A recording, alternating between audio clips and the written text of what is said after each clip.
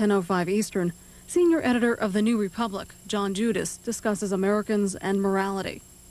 Sunday night at 8 Eastern and Pacific, Book Notes. On the program, author Betty Boyd Caroli talks about her book, The Roosevelt Women. Now a look at Serbian news coverage of NATO airstrikes on Yugoslavia from government-controlled Radio Television Serbia in Belgrade.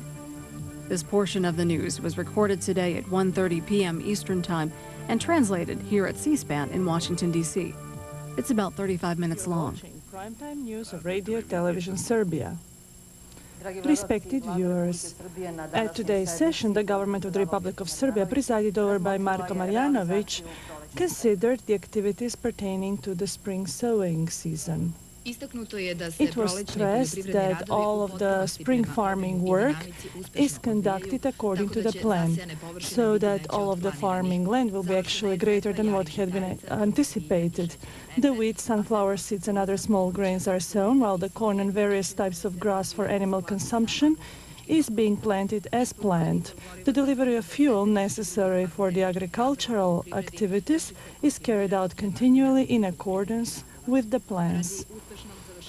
For successful finalization of the sowing season as a priority task in the defense of the country and securing products that are necessary for the satisfaction of the needs of the citizens, the government has made a decision that through the Republic's Ministry for Material Reserve, there be provided additional 260 million dinars to finance the agricultural work. The government also spoke about the preparation and realization of the economic and social plan for recovery of all of the factories that were damaged during the war. The urgent assistance for the workers is being realized for those workers who lost their jobs during the destruction of their factories. They're also successfully conducting all of the plans regarding the social protection of workers who have been left jobless. At the same time, they are intensely preparing additional and alternative plans for employment and social security of the people who have been left without their livelihood because of the destruction or the damage of their factories. The government also spoke about the situation with regard to the electropower system and the critical situation created due to the attacks of NATO. It was estimated that all necessary measures have been undertaken so that we have once again stability of the electrical supply in the country. Aside from the priority consumers, we are trying to supply all regular customers with the necessary power. The House of Representatives of Belarus unanimously supported today the decision of the Federal Republic of Yugoslavia of April 12th on the accession of Yugoslavia to the Union of Russia and Belarus. This is reported by the Russian agency RTS. The decision of the Belarus Assembly has to be confirmed by the upper house, which is anticipated with a great certainty. In today's resolution of the Belarus Assembly, they're asking the Belarus President Lukashenko and the government to consider all aspects pertaining to the decision of the Yugoslav Assembly, all the international, political and legal ramifications of it. After that, Belarus will consider the question of the accession of Yugoslavia at the session of the parliamentary meeting of Belarus and Ukraine. This session was planned for the 11th and the 12th of May in Belarus, but it has been postponed for 2 to 3 weeks because all of the documents regarding this union are not ready yet. This was announced by the President of the House of Representatives of Belarus, Anatoly Malofeyev. The growing peace initiatives around the world have a common denominator that the resolution of the Kosovo problem has to be left in the hands of the UN. The road of force chosen by the NATO hawks is a failure. The arrogance of might, represented primarily by Bill Clinton, is becoming increasingly unpopular in the United States. In the past few days, senators and congressmen are sending strong messages to Clinton to give up this adventure with unforeseen consequences. The constructive role that can be played by the World Organization was also agreed upon by the representatives of the G8 countries. Russia, who is really opening the road for a decisive role of the UN, has open support of many countries. The special envoy of the Russian president for Yugoslavia, Viktor Chernomyrdin, returned to Moscow from Washington and New York, where he met President Clinton, Vice President Gore, and the Secretary of the UN, Kofi Annan. At the airport, Chernomyrdin said that after these meetings, he is a much greater optimist because Moscow and Washington really understand each other's position. We have clarified a lot of details regarding everything that's happening in Yugoslavia, and we have specified, of course, from our own position, what are the concrete steps that need to be undertaken, said Chernomyrdin, stressing that he came back with an impression that the Russian peace initiatives have been attentively received. He plans to visit Belgrade once again and thereupon other European cities, and he will continue this so-called shuttle diplomacy until the conflict is resolved by peaceful means.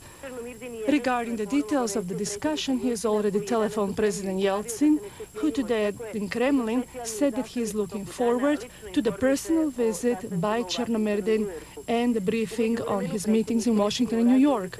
Meanwhile, President Yeltsin, discussing with Marshal Sergeyev, spoke about the meeting of the Ministers of Defense of Northern Europe, which also addressed the crisis in Yugoslavia. Marshal Sergeyev said that countries of Northern Europe should really take a crucial role in the peaceful operations in Kosovo, but exclusively under the flag of the UN and with an official invitation by Yugoslavia. The Minister of Defense of Russia, Sergeyev, says that those who bombed Yugoslavia have no moral right to appear as peacekeepers and be part of any kind of peacekeeping initiative. The aggression against Yugoslavia has to stop because innocent civilians are suffering, but to think about ground troops is an adventure that could lead to inevitable escalation, because in Yugoslavia we have people who know how to defend themselves and fight for the independence of their country. This was stated by the Russian Prime Minister Primakov in an interview for Komsomolskaya Pravda. He said that it is really horrible what NATO does in Yugoslavia, because even during the Cold War, the world knew how to avoid direct confrontation. Today, we are faced with this beastly bombardment of Yugoslavia that, as Primakov added, is an imposition of the NATO-centric method that annihilates all of the post-war structures of international order.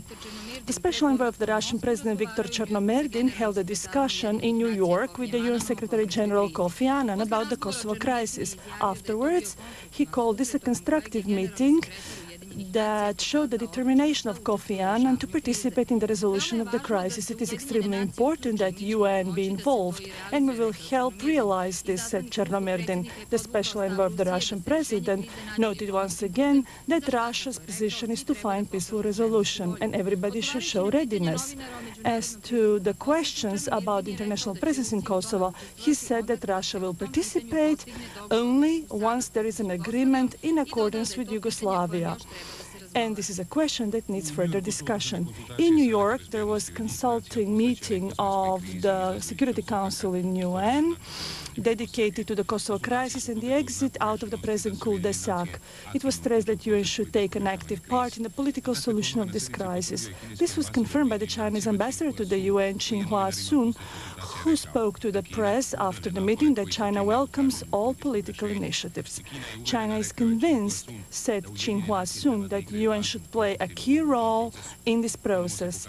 It has been also shown once again that force is not a solution, said the Chinese ambassador, adding that NATO must withdraw in order to create conditions for a political solution. For every plan, for every solution, we need to consult with the Yugoslav government. Nothing should be imposed, especially the presence of international troops on Yugoslav land.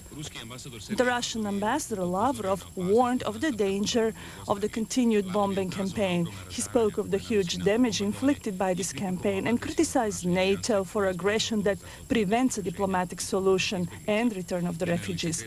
Secretary General of the UN Kofi Annan reported to the Security Council on the visit to Bonn and Moscow and his discussions there regarding Kosovo crisis. The consultation meeting ended with a press release that supported all efforts at peaceful diplomatic solution. In Bonn, we hear that the Russian Foreign Minister Igor Ivanov is to meet State Secretary Albright prior to the ministerial of the G8 countries.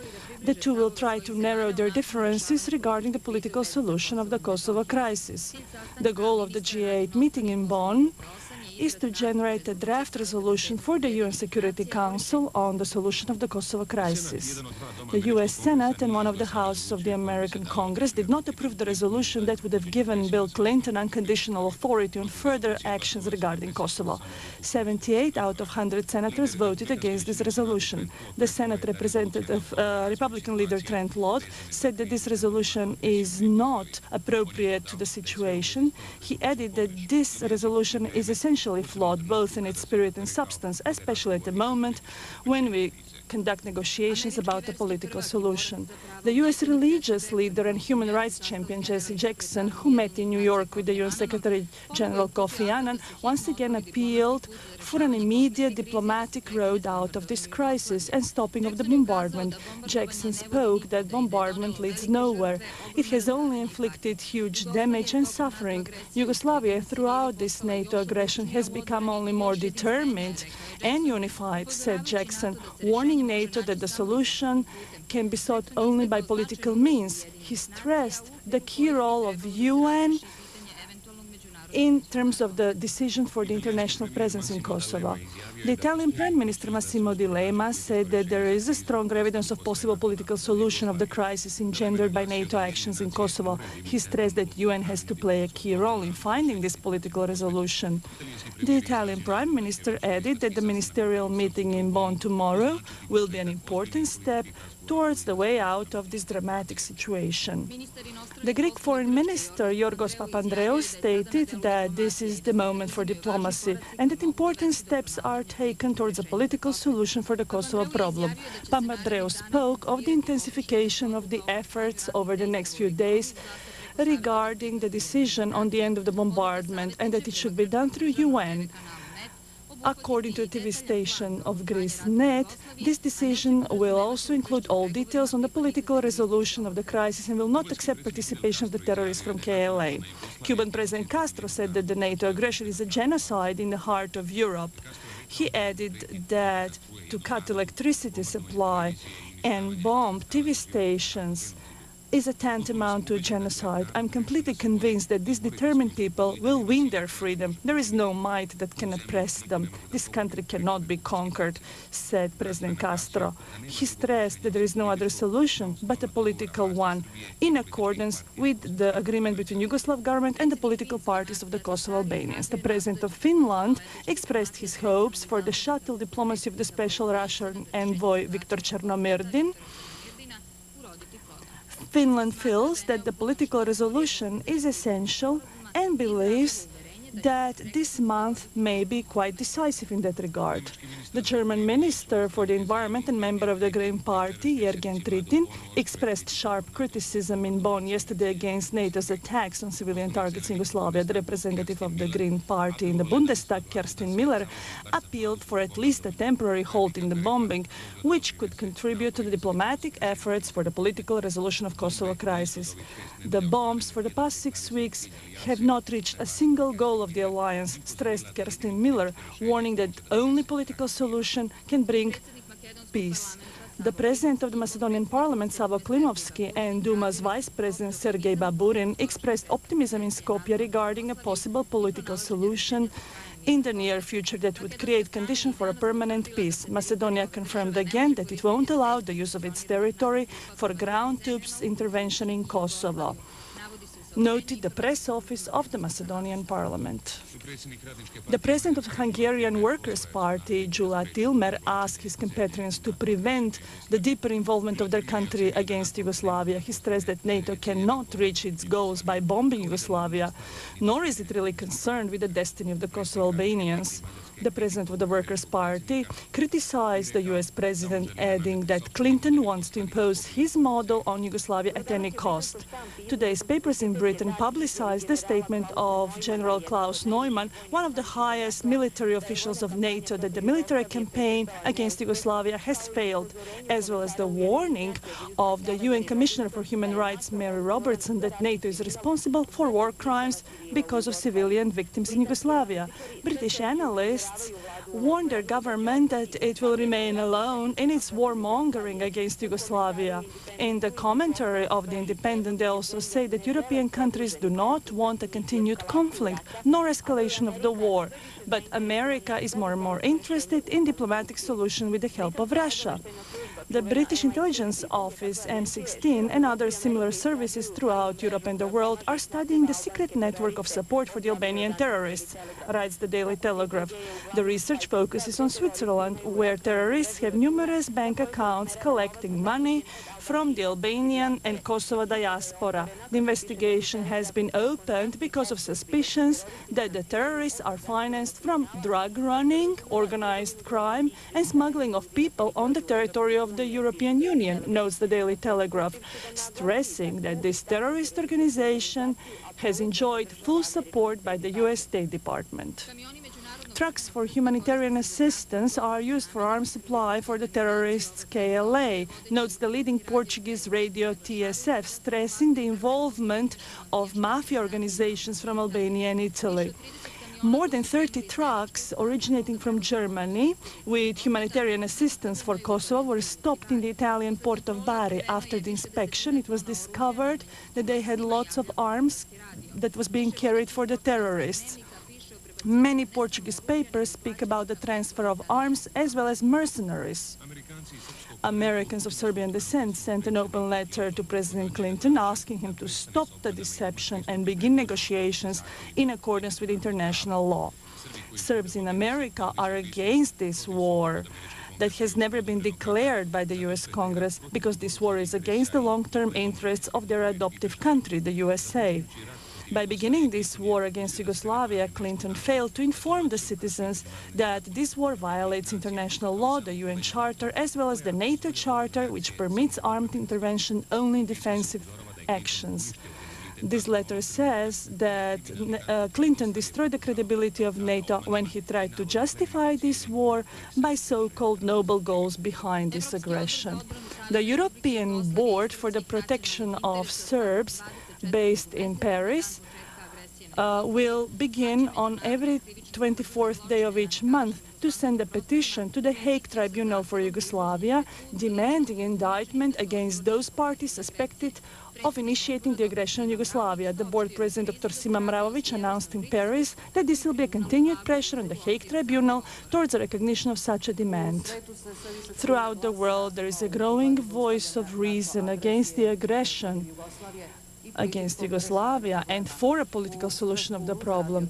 In Strasbourg, for Radio Television Serbia, we heard from the Vice President in the European Union, Doros Christos Iulidis. What do you think about this evil aggression against Yugoslavia? As a member of the European Unified Left, as a secret politician and member of the European Unified Left, I'm very much against this military aggression of the US and NATO that's being waged against Yugoslavia. We condemn this aggression and don't believe that war can resolve a single problem. solve any problem. Šta je rješenje za našu situaciju po mišljenju vaše partije i evropske levice? In your opinion and the opinion of the European left? As a party, I care of Cyprus. Mi podržavamo kao kiparska As a partija party from ECO, from Cyprus and European left, we support a political solution by peaceful means with full support for the integrity of Yugoslavia and respect for the human rights of all people and minorities in Yugoslavia. And with the respect of the protection of human rights of all people in Yugoslavia. Having in mind this war that's being waged against Yugoslavia, and this is an aggression with very severe consequences, what do you think that the aggressor can do? Except destroying a great part of Yugoslavia. Ništa izuzev uništavanja. Nothing except destroying a great part of Yugoslavia, except for killing hundreds or maybe thousands of civilians. Absolutely nothing. The political goals of NATO and American imperialism cannot be reached. It simply cannot be. I was in Belgrade. Bio sam u Beogradu pre nekoliko I was in dana. Belgrade a few days ago, and I'm convinced that Yugoslav people cannot be conquered by NATO. What do you think about Šta mislite o NATO? navodnom cilju NATO-a da What do you zaštiti think about the alleged goal of NATO to protect the Albanian minority and human rights in Kosovo? Most of the wars To je glupost. It's nonsense. Most wars in this century have begun with so-called protection for human rights. Let's remind you of the alleged human rights protection in Czechoslovakia. That was the beginning of the Second World War. The Turkish intervention on Cyprus in 1974 was also under the so-called protection motive for human rights.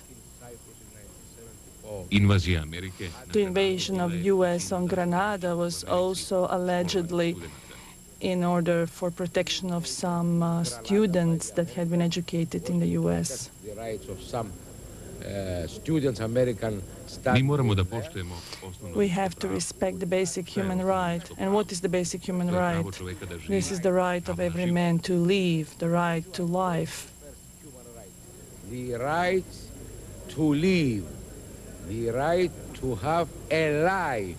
So ubijanje hiljada ili miliona. The killing of thousands of millions of people in order to protect so-called human rights, and I do respect the human rights of everyone, is total madness. This is allegedly one of the goals of NATO, but we all know very well what's the final goal of NATO: domination and strategic interests. we all understand what is the final aim of NATO. The last question is, how do you understand Kako the shvatate odluku Saveta Evrope da rezolucijom How do you ipak feel podrži about the vojnu decision of the Council of Europe to support the NATO military actions in Yugoslavia? Our group, the European left, is the only political group which is Naša politička grupa Evropska Our group, the European United Left, is deeply against this resolution. We cannot support the war and resolution of problems, of humanitarian problems like this. Iako je većina podržala ovu rezoluciju. Although the majority supported this resolution, I'm sure that very soon, but within few years at the most, they'll understand their mistake. We have to respect human rights in all countries and citizens, but above everything, we have to stop this war if we want to find a just decision, political decision.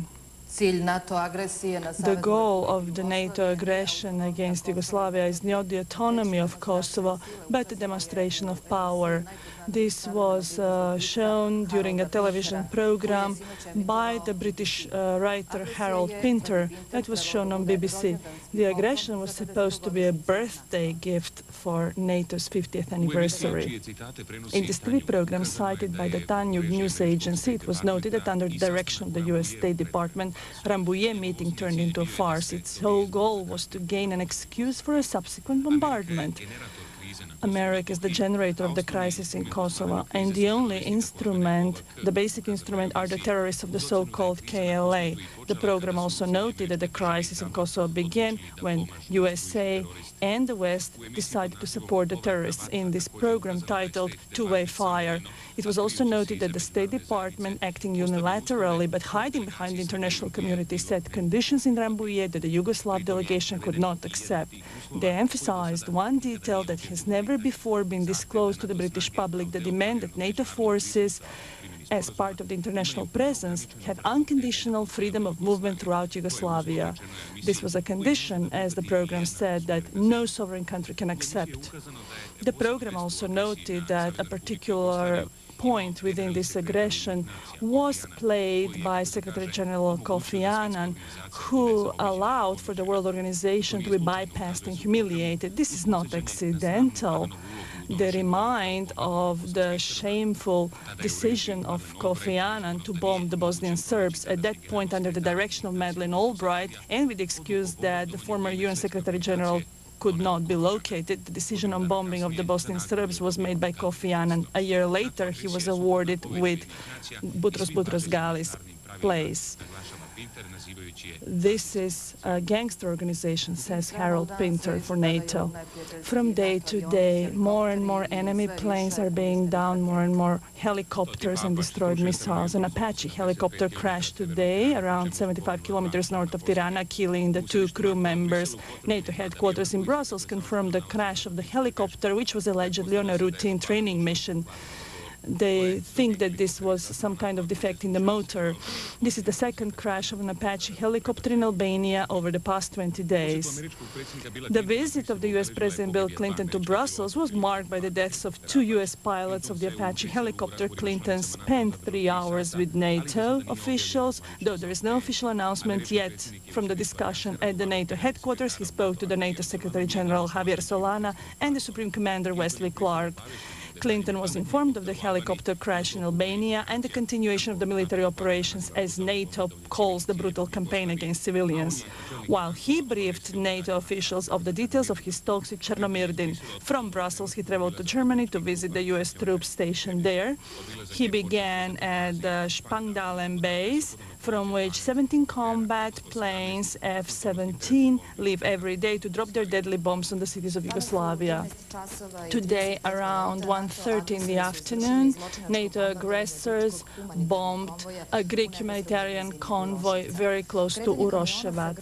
The movement of the trucks with the Greek humanitarian assistance had been announced, so this cannot be a mistake, but a simply planned operation and crime against the civilians of Yugoslavia. The humanitarian convoy was very clearly marked, therefore it could not be but a clear target for NATO, because NATO tries to preserve the monopoly in terms of resolution of humanitarian crisis in Kosovo after bombing convoys, passenger trains and buses. Now they're targeting convoys with humanitarian assistance. These criminals deserve the most severe condemnation and punishment. The Ministry of Foreign Affairs of Yugoslavia has notified the Greek government about this horrible crime. About 15 minutes before 3 o'clock this morning, NATO fascists with 2 missiles, repeating their many attacks, hit the civilian airport Slatina near Pristina. At the same time, they also attacked civilian targets near Grmija. They hit it with 3 destructive missiles. There is no information regarding possible human injuries or victims, but huge material damage has been inflicted. This is how the villagers from the Kaljevo village of Samojevo pulled from their fields engine parts of the fascist planes of NATO. Aside from exploded and unexploded missiles, we find reservoirs for fuel. For example, these 2 fell on the property of Veroljub Pajic and Rade Pantovic. It is suspected that they are coming from a combat plane that bombed Bogutovac and Lađevce on Monday at 4 o'clock in the morning. One fell right into the field and the other one about 300 meters away, and there are about 100 to 150 liters of fuel in it. These were reservoirs for this bombing plane, for a plane that carried 2 reservoirs. Probably they had to release this because of some damage, whether they were hit or whether they had other problems. They had to leave these reservoirs behind. The villagers of this area, having learned from their experience with cluster bombs, immediately notify the authorized services about any such discoveries in order to secure themselves from incidents that NATO actually wants to happen. After learning that the border area of Košara has been penetrated by a smaller group of terrorists from Albania who were a advance party for a larger unit, our anti-terrorist forces engaged against these terrorists. After a short exchange of fire, they liquidated the first terrorist. Afterwards, they managed to kill 3 more. The terrorists were eliminated before being able to fire a single shot, not even with their snipers. This confirms that the surprise was complete. 1 terrorist was captured. I was trained in Kalimash. This is where they trained us, 2 officers of the Albanian army. From there, our group, 5 people of the KLA, were transferred to the border with Yugoslavia. In Kalimash, they gave us uniforms, nothing else. At the border, we were given automatic weapons, bomb, and ammunition. When they took us to the border, we were met by Arben Hadarjonai. He told us that we have to cross onto Yugoslav territory and start shooting anything that moves and that's ahead of us. On Yugoslav territory, we were surprised by the Yugoslav army. They captured me, that is to say, I gave up.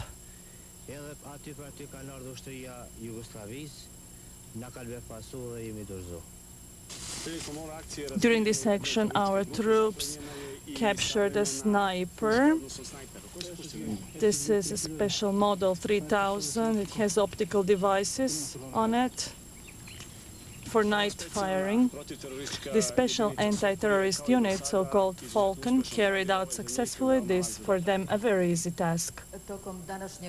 Throughout today, the aggressor NATO alliance flew over Kraljevo. Anti-aircraft units acted again and forced the planes away. Similar thing happened to the planes that were flying over by Nabashta and Užice. Close to Užice, one plane crashed. The aggressor also attacked the area of Kopaonik and the villages around Gruša.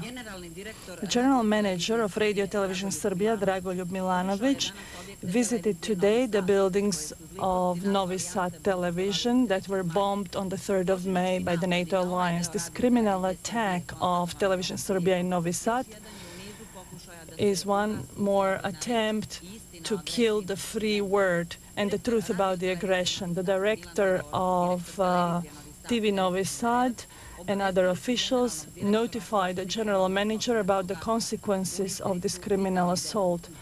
Vital parts of television have been destroyed: transmission units, antenna, newsrooms. The character of this shameful action is also attested to by the fact that Television Novi Sad had programming in 6 languages, thus fulfilling one of the main rights of all minorities in Yugoslavia to gain information in their mother tongue.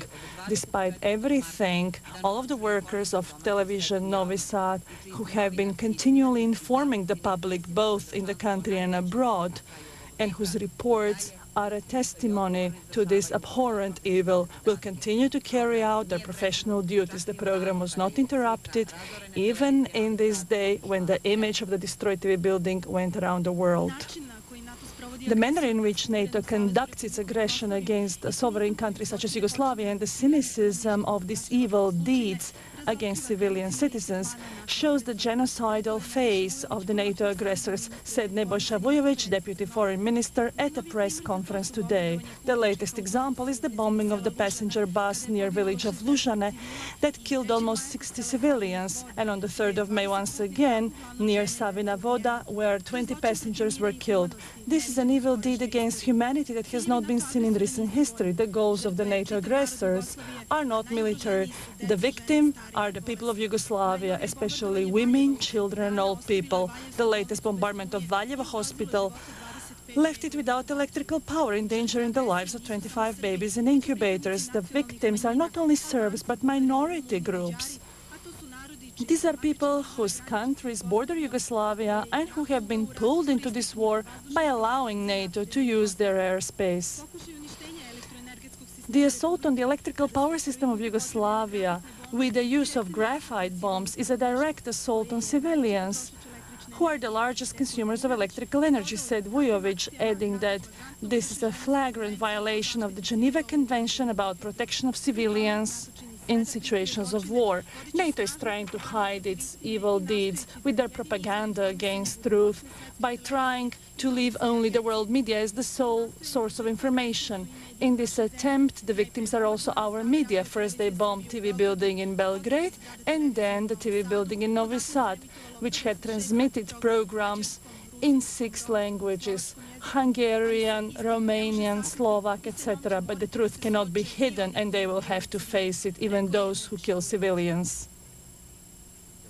By a decree of the President of Yugoslavia and the Supreme Commander, Slobodan Milosevic, the Order of Merit for Courage was given to Lieutenant Colonel Ilja Rizanov. The commander of the Air Force of Yugoslavia, Lieutenant General Spasoje Smiljanic, bestowed this order upon Lieutenant Colonel Rizanov, currently treated at the military hospital in Belgrade. When he presented this order, he especially stressed that the Lieutenant Colonel is one of the many courageous members of the Air Force and anti-aircraft units who have shown from the very first days of the aggression how one can love one's fatherland. The commander of the Air Force visited other members of the Air Force units who are currently recovering at the military hospital. To these heroes from the front lines, he wished quick recovery and return to their daily tasks.